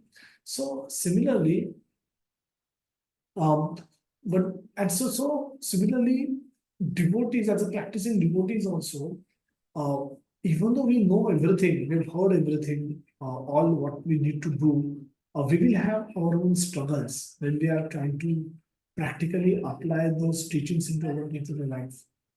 And when we are trying to apply those principles into practice, we are alone most often. And at times, just like it happened in case of a Jamil, the temptations overpower us many times. And so those are our struggles. Sometimes we fight and lose, just like Jamil did. Sometimes we may fight and marginally win. We may fight a huge battle with our temptations, our desires, and actually we don't succumb to those desires. We may marginally, after a lot of battle, we may win. Then we may win easily. The desire may still continue to come, but we may not have get into a strong battle. There's very easily we are able to overpower those temptations and protect ourselves. So we also go through four stages. One is helpless surrender. Second is fight and surrender, fight and lose, like in case of Ajami. Third is fight and win, marginally, even though marginally, but be victorious. Test the victory, test that victory, win. And fourth is effortless victory. Effortless victory. Most of you, if you're practicing for Krishna consciousness for many years, then stepping out of your home in sari, wearing tilak, neck bead, and kantimala, and bead bag is not a challenge. But for a new devotee, even that can become a challenge.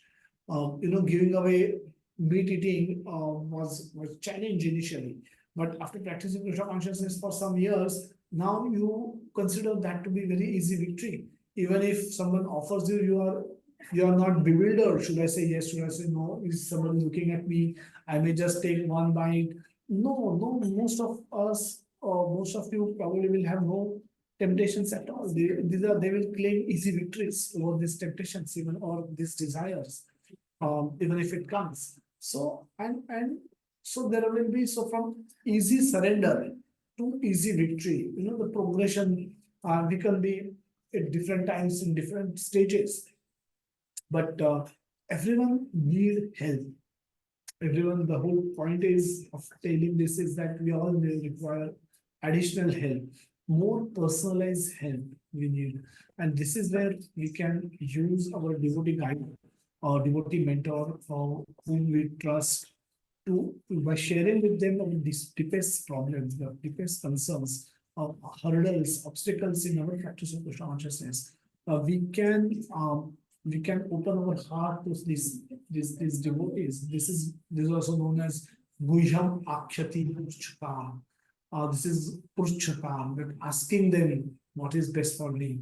Just like Arjuna did, Purchami Tvam Dharma Sammodha Cheta Yat Shreyasyanishchutam Bruhi Tanme Shishyaste Ham Shadhana. So we have to inquire in confidence in that what is best for me. And those devotees, if they will guide us, they will give their guidance, and we have to act on their guidance. And accordingly, we have to move forward. None of us were born with a tilak on our forehead and bead bag in our hand. So all of us have gone through our challenges. All of us have gone through our difficult times, and we have come to the place wherever we might be today.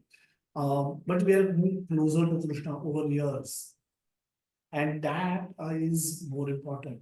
That is the most important part, and hence any help required by any devotees to become steady, to become to remove obstacles from his devotional service should be considered as a valuable service by anybody who gets an opportunity to do that.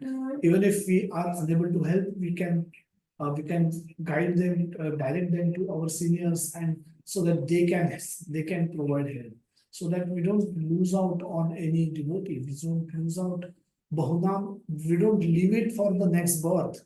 No, bahunam janmanam ante jnanavan param prapadyate. To surrender to Krishna should not be should be priority of this lifetime. Should not be postponed to the next birth. We never know what is in store for us in the next birth as the law of karma.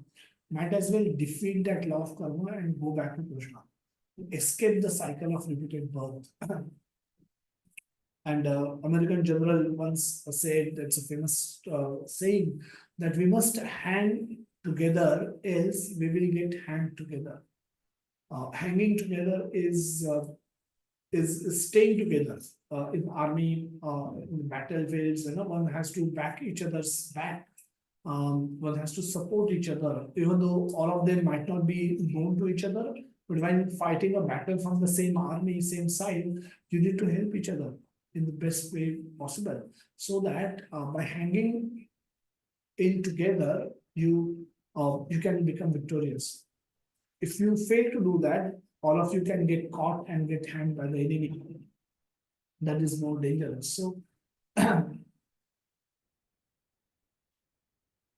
so this is why the Guhyam Akhiti Prakshitam is critical, is important, is required for by all of us, and we should use it carefully. Our mind is like a Ravana, so it can create temptations, can show threats, and it can give illusion, show me illusion to take us away from Krishna consciousness. Ravana, when he kidnapped Sita, so he tried different methods to allure her.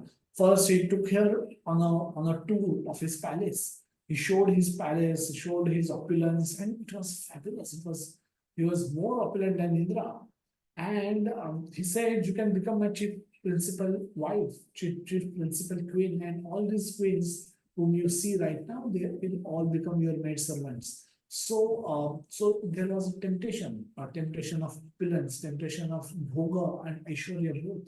And when he saw that's not working, Ravana tried threatening her that Sita Devi was surrounded by all demonesses, and he said, if she doesn't listen to me, kill her, and I'll have her for my breakfast tomorrow morning.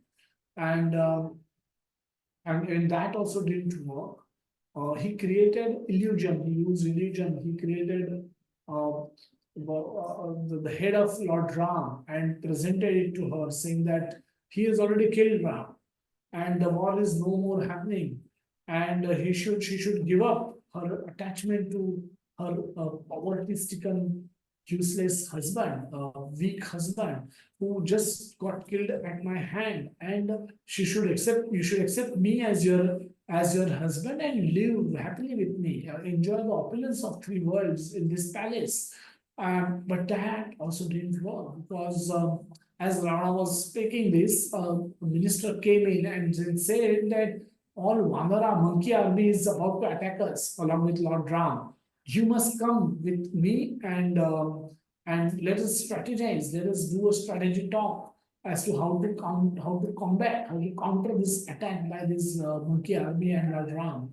And that, having heard, Sita Devi realized that this is illusion, that the head that was presented to her of Lord Ram was illusion, not a real head.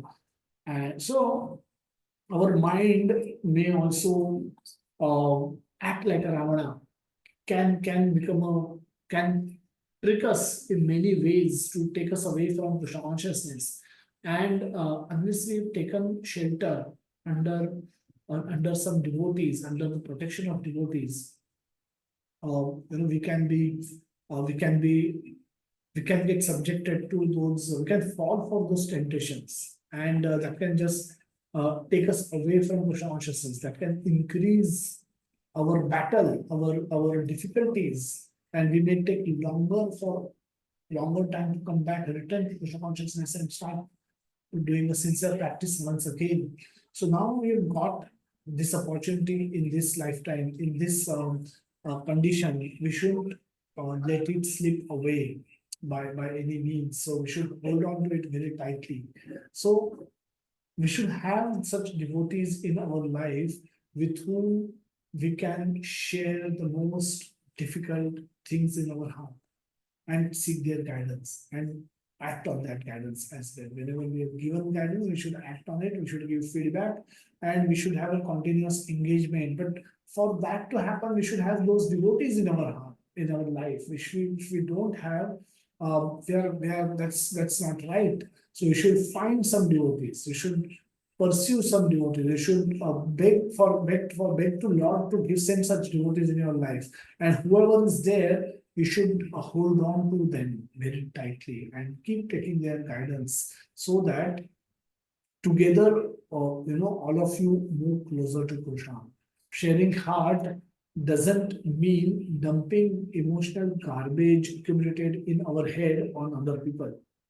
Sharing heart, sharing of heart doesn't mean that throwing garbage at other people. We may have a lot of emotional garbage inside our head, and the noise of that is so loud that we want to speak to somebody. We have to speak to somebody. We have to speak out. We can't just keep quiet. That quietness is killing, and so we choose devotees and we throw that garbage at them. Whatever we had done wrong, right, ugly, good, bad, ugly, whatever we've had in our mind, we just keep throwing it at the devotees, and devotees sometimes will patiently hear it out. And we might not be much sincere in making spiritual progress, but we just want somebody to listen to us, or it could be that limited, and then we just use devotees for that. Then that's going to be very unfortunate if we do that. Because if we don't have any sincere desire for improving our spiritual life, we shouldn't misuse devotees for throwing garbage at them. It can be by reliving, by talking about wrong things that what we have done. We relive those moments. And by reliving those moments, at times so those moments we would have got some happiness, some pleasures in those times. And by reinstigating those pleasures, we reinstigate desires also. And it can be very contaminating for the one who is speaking and also the one who is listening. The devotee who is listening to us, he can get contaminated by this garbage coming to him from the speaker. So that also we have to be very careful about, that what we speak should be spoken with a desire for improvement, not just to empty my head and throw garbage at you. So you deal with it now. So again, the distinguishing line is very thin at times. What is garbage and what is my concern? When they have a one-line concern, for that they may tell a 30-minute story, how what happened, when what happened, and then they may ask a one-line question at the end of speaking for 30 minutes, describing nonsense for 30 minutes. And it can be very contaminating for both the speaker as well as the listener. Spiritual life is ultimately relationship. We have primary relationship with Krishna, and then we have relationship with devotees. Our access to Krishna is limited right now, but our access to devotee is real. And if we utilize that access to build strong, loving, serving relationships with devotees, it will be easier for us to migrate to spiritual world and have similar relationships with Krishna. We'll quickly take a look at the purport what Prabhupada has given. So Prabhupada speaks about Krishna consciousness. The International Society for Krishna Consciousness has been established to facilitate these 6 kind of loving exchanges between devotees. So the whole Prabhupada says that this is to facilitate, because the devotees need a safe place where they can come together and have these kind of exchanges amongst themselves. And Krishna consciousness ISKCON will provide that facility. So the ISKCON is meant to provide that facility. The society was started single-handedly, but because people are coming forward and dealing with the give and take policy, the society is now expanding all over the world. And we are glad that people are donating very liberally for the development of the society's activities, and people are also eagerly accepting whatever humble contributions we are giving them on the shape of books and magazines dealing strictly with the subject matter of Krishna consciousness. So Prabhupada was taking and he was giving back also. What was he giving? He was giving them Krishna. He was then giving them Krishna in the form of Bhagavad Gita, Srimad Bhagavatam, Chaitanya Charitamrita, and so many other wonderful books that he has written. So those books are non different than Krishna himself. So those books, reading those books, people's dormant Krishna consciousness will get activated, and then they can use the facility given by the temples to revive their lost dormant Krishna consciousness, the dormant love for Krishna, and move closer to Krishna, accept the practice of Krishna consciousness principles. So Prabhupada was not just taking, he was giving back also. And what he was giving was far more valuable than what he was taking. No matter how big donation that Prabhupada will receive, nothing is more valuable than Krishna himself. So if by reading one verse of Bhagavad Gita, if somebody decides to become a devotee of Lord Krishna, that devotion cannot be purchased by paying any amount in the world. All the opulences of the world is also not able to purchase Krishna. So Prabhupada was giving back. He believed in giving back as well, and and he was giving back the books which he had written so much painstakingly, and the magazines like the Back to Godhead magazine. So, so, so, so, so Prabhupada writes further that how he engaged devotees in other ways. So the festivals in Krishna consciousness we have festivals. It's a festival society. The whole movement is for celebration, meant for celebration, and some of the other festival is always going to be there every month.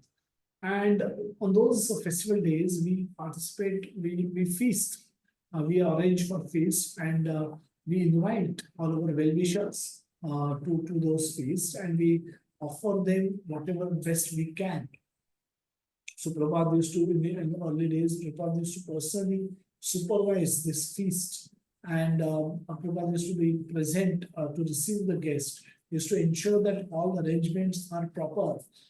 Even the chadar is not crumpled, even chadar is not properly, and he personally showed by practically doing things to all his disciples, to all his associates, how to do what to do, how to receive guests, how to treat them, how to honor them, how to offer them, how to receive from them, and all of this can be done with a lot of etiquettes, a lot of in an extremely cultured way. That is very sweet, that is very warm, that is very satisfying to both of them, to the one who are participating, the guests which are coming, and the host who is hosting. It's so sweet. It's very sweet for all of them. And so that's what Prabhupada speaks about, that it's nonetheless come and take whatever little prasad that we are able to offer to them. So the feasts are organized on festival days, and all the guests are fed nicely. Sometimes the members and supporters inquire very confidentially about the methods of performing devotional service, and we try to explain them this as well. So they they get attracted by seeing devotees. Devotees are always seen very happy. They're always jumping with joy. They're always smiling. They're always they genuinely look happy. They don't have to fake their happiness. And and in the rest of the world, nobody is actually happy. So when the distinction is very visible, very much visible, and people do get attracted to devotees for that one reason, that they're so much selfless, they're so much humble, they're so happy, and what is it that makes them so much happy, and others want to copy that formula. And that's why they will come and inquire confidentially about the methods. How I can become a devotee? Can I become a devotee? How can I become a devotee? What do I have to do? What do I have to give up? So on and so forth. And they will not want this to be known to everyone today immediately. So as a new devotee, they will inquire very confidentially. They will meet us one to one. They will inquire, and then they will take up the practice slowly. And then eventually when they will progress, they will they will become happy. They will actually they'll start relishing the consciousness process, just like other devotees did. In this way, our society is successfully spreading all over the world, and the intelligentsia of all the countries is gradually appreciating the Krishna consciousness activities. The life of the Krishna conscious society is nourished by these six exchanges of loving, these six types of loving exchanges among the members. Therefore, people must be given the chance to associate with the devotees of ISKCON, because simply by reciprocating in the six ways mentioned above, an ordinary man can fully revive his dormant Krishna consciousness. So Prabhupada says that ISKCON is nourished, the society is nourished by when these six type of exchanges happens amongst its members. These members also are supposed to do these activities, so the nourishment to ISKCON comes also comes when the movement grows, when new temples are open, when the classes are conducted, the new devotees come, they get impressed by the philosophy, they get impressed, they like prasad, they like devotees, they start coming more often, and eventually they read books, they start to accept the regulative principles, they start chanting Hare Krishna Mahamantra, and eventually becomes devotee. Now, this is how a movement gets nourished. Nourishment comes when it grows, this is external nourishment. But internal nourishment comes when the sixfold exchanges happens between the amongst the devotees, existing devotees are actually already practicing Krishna consciousness, and this sixfold exchange help devotees come closer together and stay together. Prabhupada give example of 2.62 Samvat Sanjayate Kama, that the desires are born in the company of other people. The other from the association, the desires are born. It is often said that a man is known by his company, and an ordinary man associates with devotees, he will certainly develop his dormant Krishna consciousness. The member of ISKCON invites society's members and supporters to dine with them when they hold love feast in all their branches on Sunday afternoon. The many interested people come to honor prasad, and whenever possible, they invite members of the society to their homes and feed them scrumptiously with prasad. In this way, they invite members of society to their homes and feed them scrumptiously with prasad. In this way, both the members and the society and general public are very prepared. Prabhupada then go on to talk about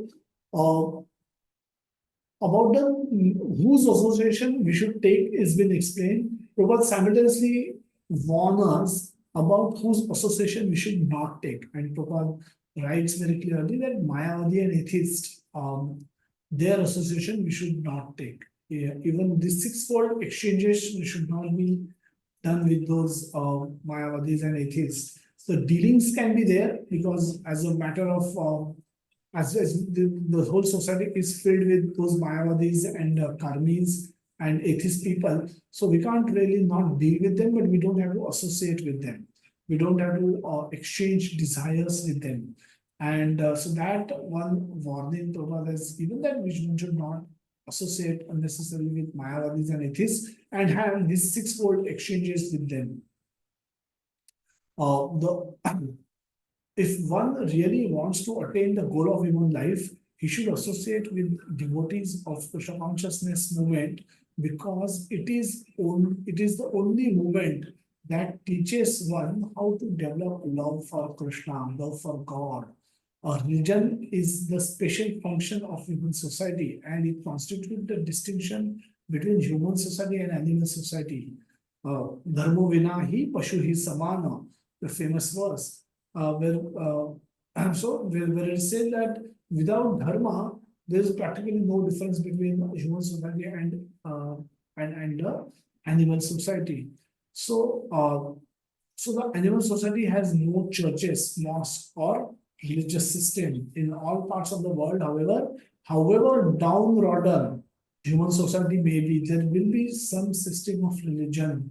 Even tribals in the jungles also have a system of religion.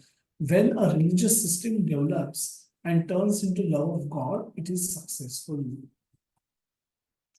Prabhupada writes further, the conclusion is that we should always keep company of devotees, observe the regulative devotional principles, follow in the footsteps of Acharya, and in full obedience carry out the orders of the spiritual master. In this way, we shall be able to develop our devotional service and dormant Krishna consciousness.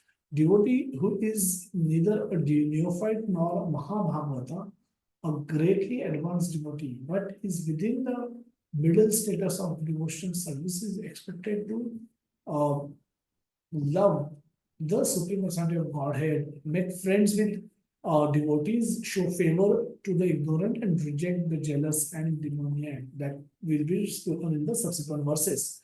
So let's summarize and then we'll go to the question and answer. We cannot perform bhakti alone. We must associate with like-minded devotees. And Ekant ki hare bhakti utpata ev kalpite. When we try to do it all alone, great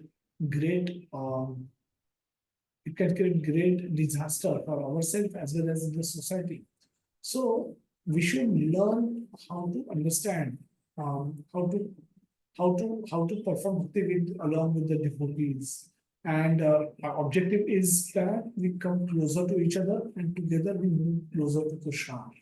So that's the objective of all of us coming together every Sunday and discussing Krishna Katha, meeting whoever we can on every Saturday evening, taking prasad and discussing Krishna Katha. So this is the purpose that we all need to have friends. We should have devotee friends, and so that all of us can satisfy our social needs at the same time we can move closer to Krishna. If we cannot have loving exchanges with Krishna devotees, how can then we have loving exchanges with Krishna directly? We cannot. So we have to practice with devotees and then perfect it when we go to spiritual world with Krishna, by our dealings with Krishna, by giving, receiving gifts, sharing our concerns, seeking guidance from others, and giving and feeding prasad, accepting prasad offered to by others. We spiritualize our dealings with the devotees. When it is done lovingly, caringly, it helps build spiritual culture where everyone helps other to move closer towards Krishna, which is the goal of our life. So the facility for hearing and chanting, request everyone to join morning japa session on Zoom and evening reading sessions on Zoom again. So let's wait and see if anybody has any questions.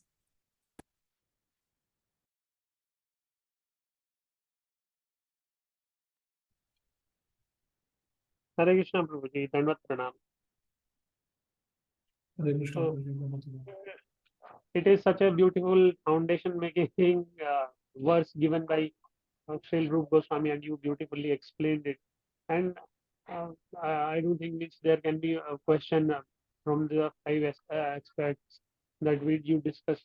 But this Guhyam Akshati Prachati, when we talk about Prabhuji, so before that, is it necessary that when we find the devotee, we should find that this is the particular one devotee to whom we can actually open our heart, and it will be like that. Apologies for this, that Sham is intervening. That when we talk to devotees, actually, we need to respect actually at the level they are. And when, as you mentioned, that at times we are pouring our garbage to uh, there in front of them, and ultimately we are not discussing philosophy. So it is understood that we should only discuss the philosophical point of view, that how we can actually advance in our Krishna consciousness. But at times it may so happen that we are not asking the relevant questions. So how to actually repent for, like we are, at least I can talk about myself, that in that very neophyte stage, these kind of situations are very often that we talk to devotees and ultimately we are wasting their time actually. and we are not trying to enhance our Krishna consciousness further. So that kind of moment actually creates some kind of repentance when later we come to the conclusion that actually we have wasted so much time of our senior devotees in discussing the nonsensical things and not the tattva actually. So whether we should go for that kind of repentance, or is it fine that our senior devotees understand it in the due course that we have done so many goof ups and now our position is okay type. Yeah, so as I said, nobody is born with a till up on forehead and build back in hand. So everyone has come through similar problems, similar issues.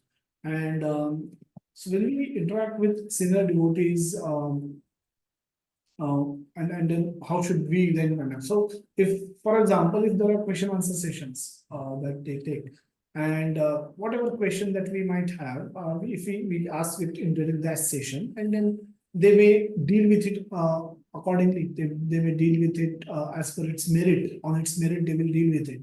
So we don't have to worry if it was relevant, irrelevant, because if it was not so relevant, they will wrap up the action, the answer in very brief manner. If they find it very relevant, they may give an elaborate answer. They may, if they find it too personal, they may request you to then discuss it with your mentor, and that's how they will deal with it at different level.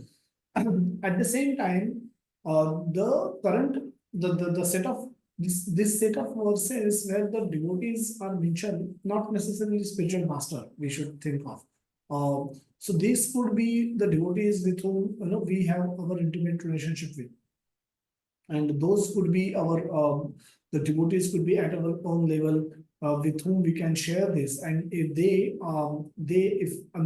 if they are unable to resolve it, they can take it to our seniors. They can, and the hierarchy is there, and that can also be respected. That works well for all of us.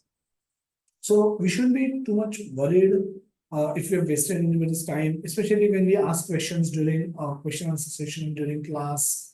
Those are the occasions when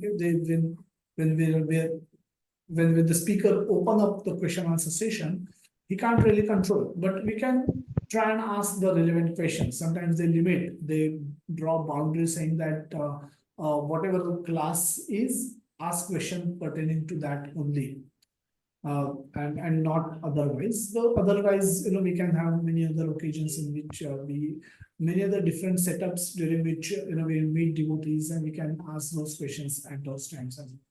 So from Vyasasan, what can be discussed, we should be worried of that aspect. And whenever we meet devotees, we how much do we think that we're throwing our garbage at them? Then at times we need to be very careful with that aspect. And if and others will know how to deal with it. So we shouldn't be overly worried about what's happening with others, but we ourselves should be guarding, what we are speaking. And whenever if there is a genuine inquiry, we should inquire, and because otherwise it will prevent us from progressing, practicing Krishna consciousness with sincerity, or progressing further in the Krishna consciousness, deepening our faith about Krishna and devotees. So it can become a hurdle. So might as well clear it with some of your close associates and raise it, escalate it if need be under their guidance.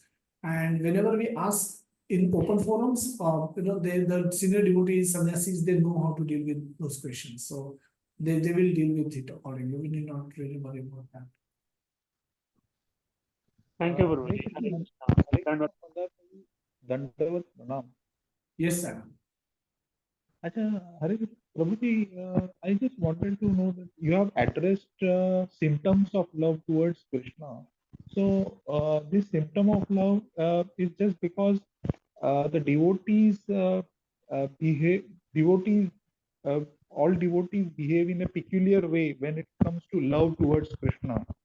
So like dancing in front of the deity in love and ecstasy. So can you just throw on light on that symptoms of love and uh, uh, different ways of expression of love towards Krishna? Krishna. So they are related to each other. Can you tell something about that, Prabhuji? Sure. So the symptoms, why we are referring to these are referred to as symptoms, and one way I can think of is because they can also be fake, or they need not, they are not directly give evidence of love. So versus symptoms can be evidence or proof of love. So they may get it may become eventually love, but at the current stage they are symptoms. They may get developed into a love for God. That's why they are referred to as symptoms. As to the conduct of devotees, which is like similar, like people, the devotees in the kirtans, they dance in front of deities, they address to each other as Prabhu. They speak very respectfully. Try to act very humbly, even though they might not have humility, but they have a desire to be humble. So that's why they will try to act in a humble way. And by doing that, they will pray to Lord that someday they will develop that humility as well. So the devotees do act in that particular way, in that particular way. But are all devotees identical? No. In fact, each devotee is individual, and Krishna has individual relationship with each one of us, and the relationship which he will have with me and you will be different, and his dealings, his reciprocations with both of us will also be different. So, in that sense, all of us are unique, and we all can have our own individual loving relationship with Krishna, loving exchange with Krishna, and Krishna will reciprocate with us in that way. So externally, everyone will look to be wearing a white dhoti kurta, tilak, and kantimala, carrying a bed bag.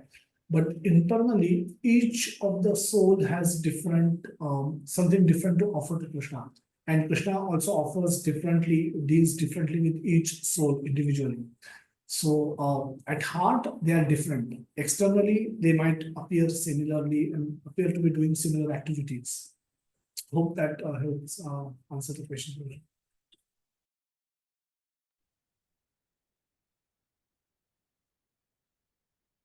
Swapnil, you can ask the question if you have. Yeah, Hare Krishna, Prabhuji, Dandavat Pranam. Prabhuji, thank you very much for this nectarian session. And it's been privilege for us to hear your seminars, your workshops, and thank you very much for all this.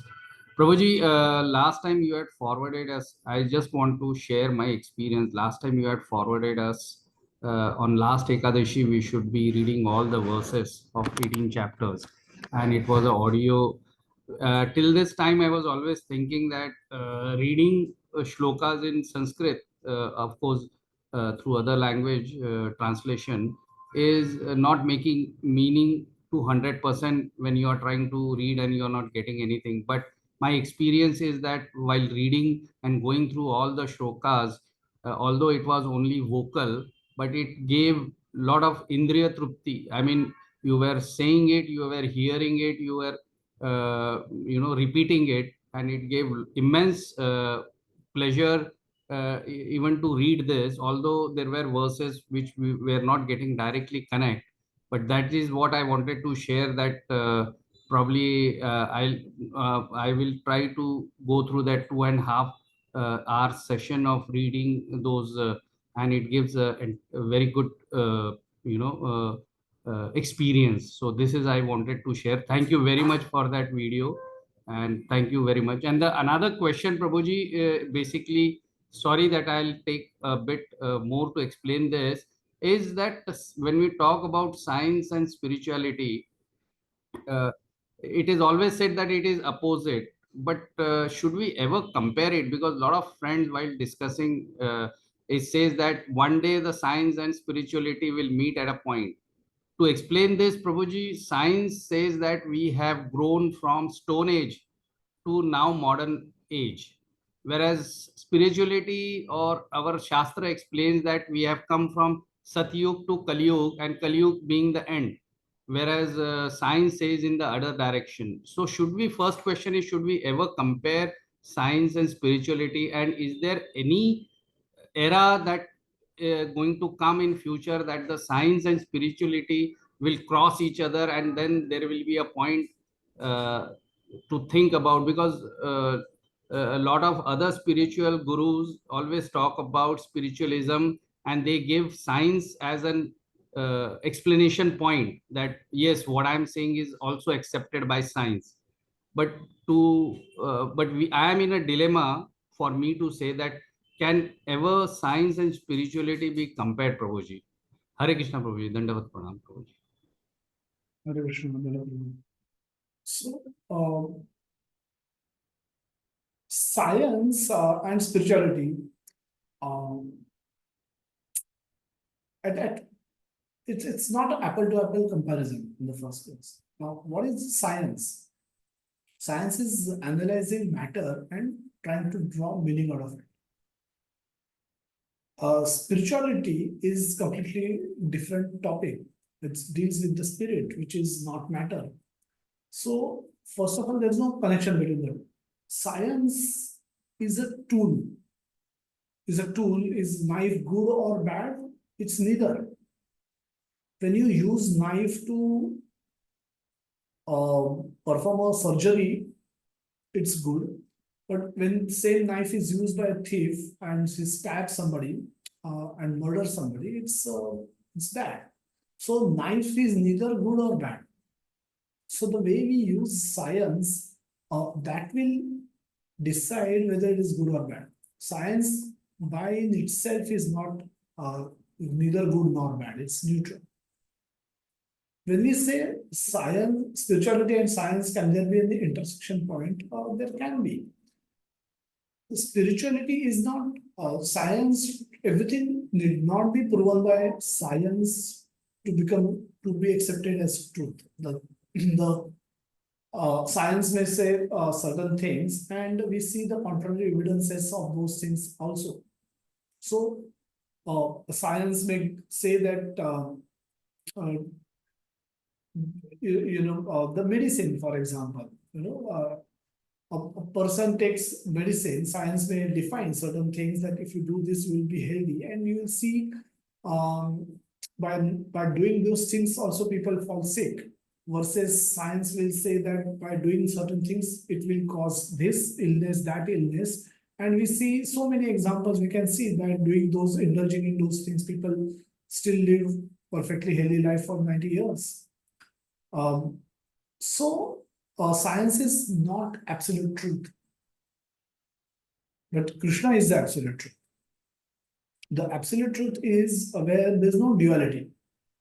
Whatever science is predicting will have duality. Science at best is trying to explain the laws which were designed by Krishna. So there are many intersection points. For example, reincarnation. There are many scientists who have proven reincarnation and accepted reincarnation. It happens. There are so many case studies where the scientists have come to a conclusion that they're saying that there is no other possibility except for this person to have lived earlier in that village to know what had happened there. And these are the conclusions drawn by the scientists. So the science has proven what the scriptures has been saying, that jatasya hi dhruvo mrityu dhruvo janma mrutasya cha, that there will always be next birth that awaits us. And once we give up this body, we will get another body. Just like we throw old cloth, we accept new cloth. Now these are things which sometimes science is able to come up with it. But does it mean that if science has so far not been able to find explanation for certain things, those things are false? No. Gravity existed even before the formula for gravity was written down by some scientists. Isn't it? So gravity was always existent. Gravity was always functional. So a scientist who says that I don't believe in gravity, and if he jumps from 10-story building, he will fall down. Gravity will act on him as well, even if he doesn't believe it. But by science, when they discovered gravity, Newton discovered gravity when he saw fruit falling, and somebody then created a formula to accurately calculate gravity, it just substantiates a point which already exists. With scientific development, we are able to predict the sunrise and sunset timings, and the high tide, low tide, when the monsoon will come, when it will not come, when it will be in excess, where it will be drought, where it will be flooded. We are able to reasonably accurately predict these things, and we see every morning the sun actually comes at about the same time. Is sun following instructions, calculations by the scientists, or scientists are trying to calculate follow the sun? Obviously, the sun, had there been no science, sun was still rising. So what science is trying to do is to give additional information about the natural phenomena that are occurring around us. Beyond that, science has no utility. Tomorrow, if science, suppose for example, the science is unable to calculate high tide, low tide, does it mean it will stop high tide and low tide? No, it does not. So nature is not following science directions. Nature is following Krishna's directions. Nature is acting always. Science sometimes, whatever we are not able to. Today, the existence of soul is challenge. Is a subject matter of dilemma for science.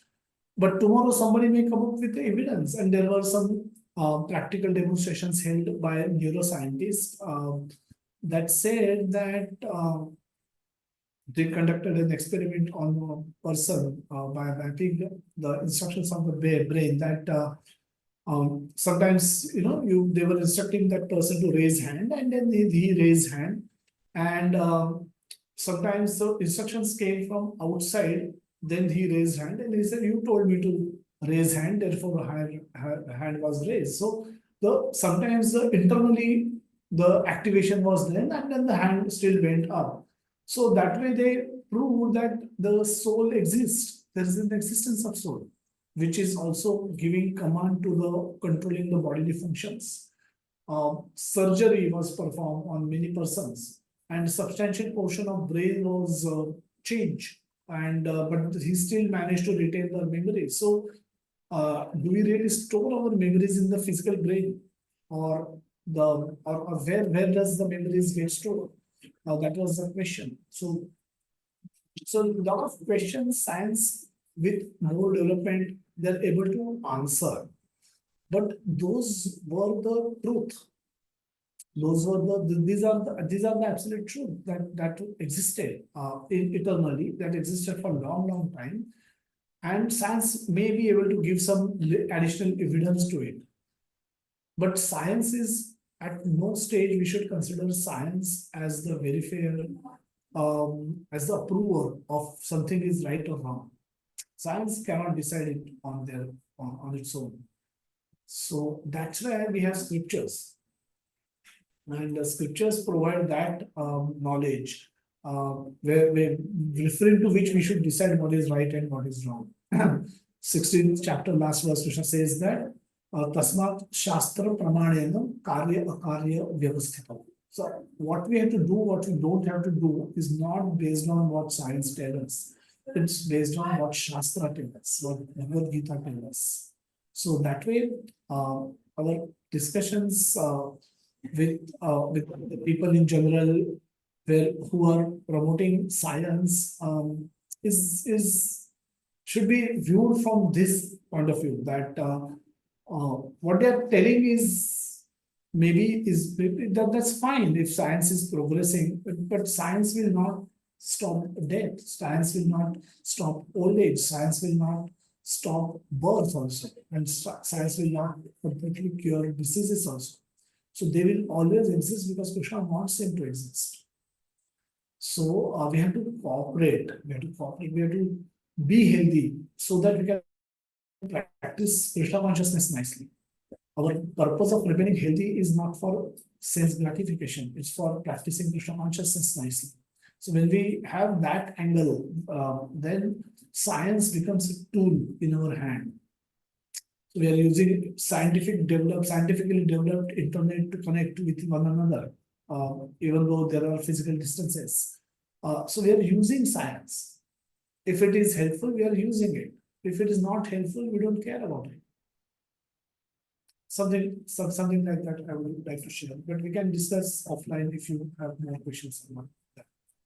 Yes. Thank you very much, Prabhuji. I think you answered my query, my dilemma. So thank you very much for this. Yes, as you rightly said, science is helping us to come close to the God, but science is not the alternative to spirituality. Thank you very much, Prabhuji. Thank you very much. Hare Krishna. Dandavat Pranam. Hare Krishna. So thank you everyone for joining this session, and sorry for extended by another 24 minutes. But let's stay Krishna conscious. Happy Ekadashi to all. Let's try and stay Krishna conscious as much as possible during the week, and we'll meet next weekend for another verse, another session. Shri Nectar of Instruction ki Jai, Shri Rupa Goswami ki Jai, Shri Prabhupada ki Jai. Jai Mahapremanande, Jai Jagannath. Hare Krishna, Hare Krishna. Hare Krishna Prabhuji, Hare Dandavat Pranam. Hare Krishna Prabhuji, Dandavat Pranam Prabhuji. Dandavat Pranam Prabhuji. Hare Krishna Prabhuji, Dandavat Pranam. Hare Krishna Prabhuji, Dandavat Pranam. Hare Krishna Prabhuji, Dandavat Pranam. Hare Krishna Prabhuji, Dandavat Pranam.